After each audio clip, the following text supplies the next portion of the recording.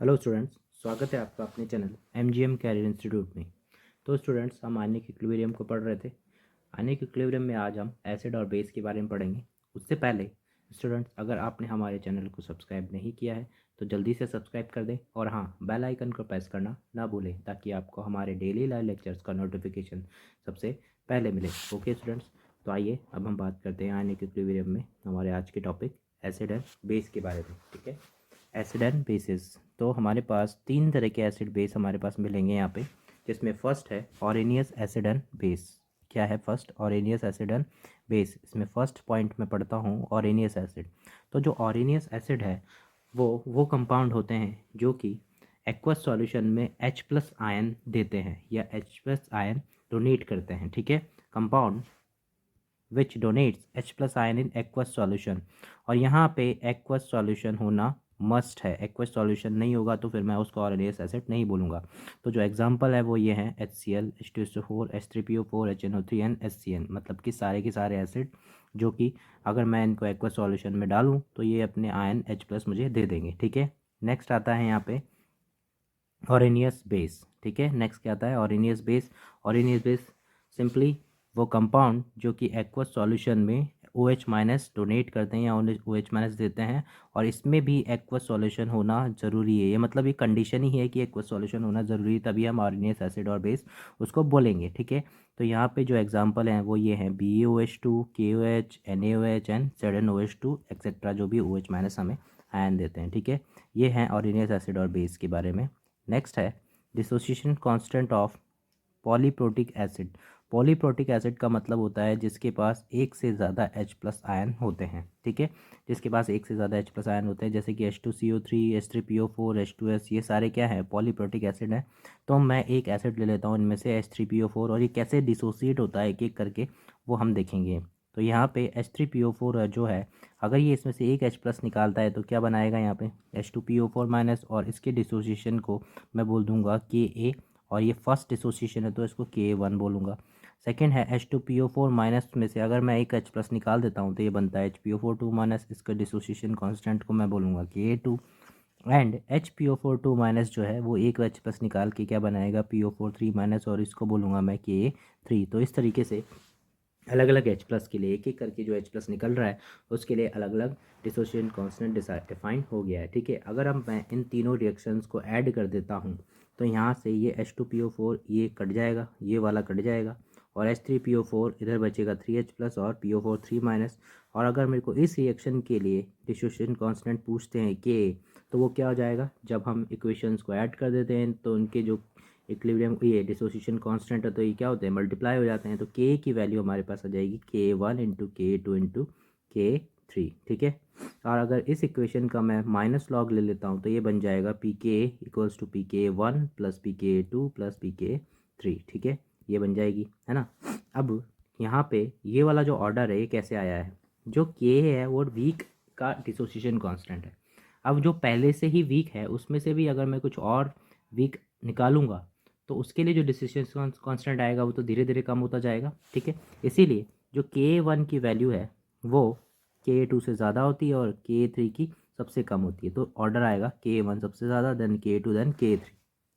ठीक है, लेकिन अगर A1 ज़्यादा है तो Pk कम होगा, क्योंकि Pk का जो फॉर्मूला होता है वो होता है माइनस में लॉग Ka। अगर वैल्यू यहाँ पे बढ़ रही है तो नेगेटिव में बढ़ रही है, मतलब Pk कम हो रहा है। ठीक है, इसीलिए ऑर्डर उल्टा आ जाएगा Pk1 का, Pk1 less than Pk2 less than Pk3। इस ऑर्डर से मुझे क्या पता चलता है?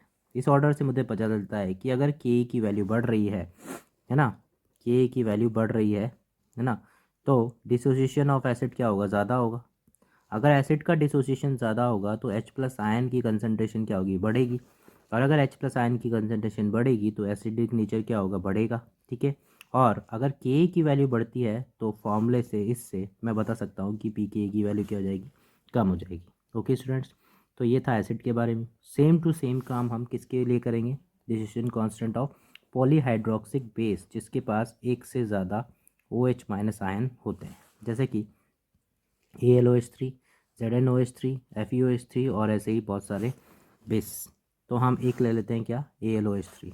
AlOH3 ये एक OH माइनस बाहर निकालेगा, क्या बनाएगा AlOH2 प्लस, ये बेस है इसलिए Kb1। AlOH2 plus OH minus बाहर निकालेगा, क्या बनाएगा AlOH प्लस 2 Kb2।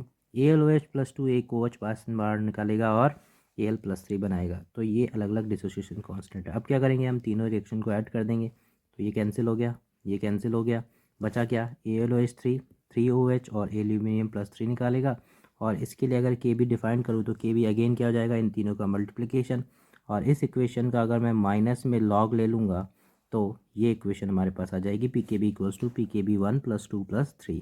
ठीक है, अगेन जैसा एसिड में था वैसे ही बेस में होगा कि के बी 1 की वैल्यू सबसे ज़्यादा होगी, देन के बी 2, देन के बी 3। और अगर के बी का ये ऑर्डर है तो पी के बी का ऑर्डर उल्टा आ जाएगा। ठीक है, इस इक्वेशन से मुझे ये पता चलता है कि अगर के बी की वैल्यू बढ़ रही है तो डिसोसिएशन ऑफ बेस क्या हो रहा है, बढ़ रहा है। अगर ये बढ़ रहा है तो ओ एच माइनस ज़्यादा बढ़ रहा होगा, मतलब ओ एच माइनस आयन की कंसनट्रेशन बढ़ रही होगी। और अगर ओ एच माइनस आयन की कंसनट्रेशन बढ़ रही है तो बेसिक नेचर बढ़ रहा होगा। ठीक है, और यहाँ से मैं बोल सकता हूँ कि के बी की वैल्यू बढ़ रहेगी तो पी के बी की वैल्यू क्या हो जाएगी, कम हो जाएगी। तो ये था एसिड और बेस के बारे में। ठीक है, नेक्स्ट हम आते हैं कौन से एसिड बेस पर, ब्रॉन्स्टैंड एसिड और बेस पर। ब्रॉन्स्टैंड एसिड बेस में फर्स्ट है ब्रॉन्स्टैंड एसिड। ब्रॉन्स्टैंड एसिड क्या है, वो सब्सटेंस जो कि H प्लस आयन देते हैं, H प्लस आयन को हम प्रोटॉन भी बोलते हैं, वो सब्सटेंस जो H प्लस आयन देते हैं। अब यहाँ पे ज़रूरी नहीं है कि जो एक्वस सॉल्यूशन हो या नहीं हो, है ना, एक्वस सॉल्यूशन होना ज़रूरी नहीं है, कंडीशन मस्ट नहीं है। ठीक है, और सेकंड है ब्रॉन्स्टैंड बेस जो कि H प्लस एक्सेप्ट करते हैं, है ना, H प्लस एक्सेप्ट करते हैं, उनको क्या बोलेंगे, ब्रॉन्स्टैंड बेस। ठीक है, जैसे कि एक एग्जांपल दे रखा है यहाँ पे HCl H2 से रिएक्ट करके H3 प्लस और Cl माइनस बना रहा है। ठीक है, तो देखो यहाँ पे HCl H2O, अब जो सेकंड प्रोडक्ट में मुझे दिख रहा है H3 प्लस, इसका मतलब इसने अपना H दिया होगा और इसने अपना H वही H ले लिया होगा। इसने तो H दिया होगा HCl ने और H2O ने H ले लिया होगा। तो जो HCl ने H दिया है तो ये एसिड होगा और H2 ने H लिया है तो ये बेस होगा। ठीक है, और इधर H3 प्लस और Cl माइनस बने, ये HCl जो है इसका जो Cl माइनस है ये कॉन्जुगेट बेस बनेगा और जो बेस है उसका कॉन्जुगेट एसिड यहाँ पे नज़र आएगा मुझे। ठीक है, कॉन्जुगेट एसिड बेस क्या होते हैं अभी मैं थोड़ी देर में बता दूंगा। अगेन एक और एग्जांपल है NH3H2O NH4 plus OH minus. इस बार क्या हुआ, H2O ने अपना H दिया और NH3 ने वही H ले लिया। तो H2 ने अगर H दिया है तो वह एसिड और NH3 ने लिया है तो बेस। ठीक है, और कौन से एसिड और बेस हैं, ये ब्रॉन्स्टैंड एसिड बेस है। ठीक है, अब NH3 के लिए यहाँ पे NH4 प्लस बन रहा है तो ये इसका कॉन्जुगेट एसिड बनेगा, और H2O के लिए यहाँ पे ये OH माइनस बन रहा है तो ये इसका कॉन्जुगेट बेस बनेगा। ठीक है, अब यहाँ पे कॉन्जुगेट आ गया है तो उसको समझना बहुत ज़रूरी है। तो कॉन्जुगेट एसिड बेस पेयर क्या होते हैं, कॉन्जुगेट एसिड और conjugate base acid base pair क्या होते हैं, pair of acid on base having a difference of 1 H plus और 1 OH माइनस आयन।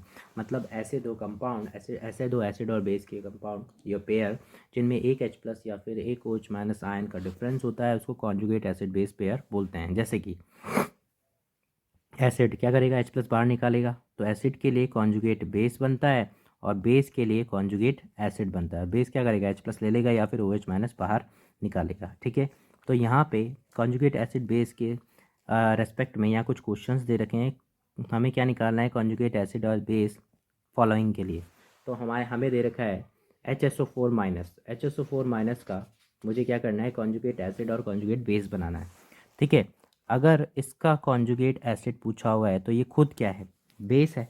तो बेस क्या करता है, H प्लस एक्सेप्ट करता है, तो H प्लस एक्सेप्ट करता है तो एक्सेप्ट करके ये बना लेगा क्या, H2SO4, तो ये इसका कॉन्जुगेट एसिड बन जाएगा। और अगर इस कंपाउंड का कॉन्जुगेट बेस पूछा है तो ये खुद क्या है, एसिड, और एसिड क्या करते हैं एसिड H प्लस दे देते हैं तो यहाँ बन जाएगा क्या, SO4 2 माइनस। ठीक है, समझ में आया। अगेन सेकेंड में SCO3 माइनस, इसका अगर कॉन्जुगेट एसिड पूछा है तो ये खुद क्या है, बेस। बेस क्या करते हैं, H प्लस एक्सेप्ट करते हैं तो क्या बनाएगा ये H2CO3, और इसमें से H निकाल देंगे तो ये बनाएगा CO3 2 माइनस। ठीक है, थर्ड क्या है, NH3 का कॉन्जुगेट एसिड पूछा है तो ये खुद क्या है, बेस है। तो ये क्या बन जाएगा, NH4 plus, H plus accept कर लेगा, और अगर इसका कॉन्जुगेट बेस पूछा है तो ये बना लेगा NH2 माइनस। ठीक है, उसके बाद फोर्थ H2 माइनस का कॉन्जुगेट एसिड पूछा है तो ये खुद क्या है, बेस है। और बेस है तो ये H प्लस एक्सेप्ट करके HS माइनस बनाएगा। और अगर कॉन्जुगेट बेस पूछा है तो ये एसिड है, और एसिड है तो इसके पास H प्लस देने के लिए होने चाहिए, तो इसका कॉन्जुगेट बेस नहीं बनेगा। ठीक है, अगेन ऐसे ही HPO4 2 माइनस में जो कॉन्जुगेट एसिड बनेगा वो बनेगा H2PO4 माइनस, और जो कॉन्जुगेट बेस बनेगा वो बनेगा PO4 3 माइनस। तो आई होप आपको कॉन्जुगेट एसिड बेस निकालने आ गए होंगे। यहाँ पे एक नोट पॉइंट है, वो मैं आपको बता देता हूँ कि कुछ सब्सटेंस दे रखे हैं और उसका कॉन्जुगेट क्या बनता है। देखो हर चीज़ उल्टी हो जाती है, जैसे स्ट्रॉन्ग है तो वीक बनेगा, एसिड है तो बेस बनेगा। तो देखो स्ट्रॉन्ग एसिड है तो इसका क्या बनेगा, वीक बेस। स्ट्रॉन्ग बेस है तो क्या बनेगा, वीक एसिड। वीक एसिड है तो strong base, and weak base है तो स्ट्रॉन्ग एसिड। मतलब हर चीज़ उल्टी होनी है, स्ट्रॉन्ग है तो वीक बनेगा, एसिड है तो बेस बनेगा, और बेस है तो एसिड बनेगा। ठीक है, ये याद रखना है बस अपने को। ठीक है, नेक्स्ट है acidic strength. Acidic strength students, ये एसिडिक स्ट्रेंथ आपको याद रखनी है, इसके ऊपर कुछ क्वेश्चंस पूछ लिए जाते हैं। ठीक है, तो वो क्वेश्चंस है जैसे कि इसमें दे रखा है which one is strongest conjugate base. अगर कॉन्जुगेट बेस स्ट्रॉन्गेस्ट है तो हम क्या करेंगे, सबसे पहले जो हमें आयन दे रखे हैं उसके कॉन्जुगेट बेस दे रखे हैं, तो ये इसके हम एसिड बना लेंगे। तो एसिड इसका क्या है, HCl, ये क्या है CH3COOH, ये क्या है HI, और ये क्या है H2S। ठीक है, स्ट्रॉन्गेस्ट कॉन्जुगेट बेस पूछा है तो जो एसिड होना चाहिए वो क्या, वीकेस्ट होना चाहिए। तो वीकेस्ट एसिड मुझे कहाँ दिख रहा है, H2S दिख रहा है, इसके अलावा तो कुछ है नहीं। तो जो स्ट्रॉन्गेस्ट कॉन्जुगेट बेस होगा वो क्या होगा, HS माइनस। तो इस तरीके से क्वेश्चन यहाँ पे पूछ लिए जाते हैं। ठीक है, नेक्स्ट टॉपिक आता है अपना टाइप्स ऑफ सॉल्वेंट।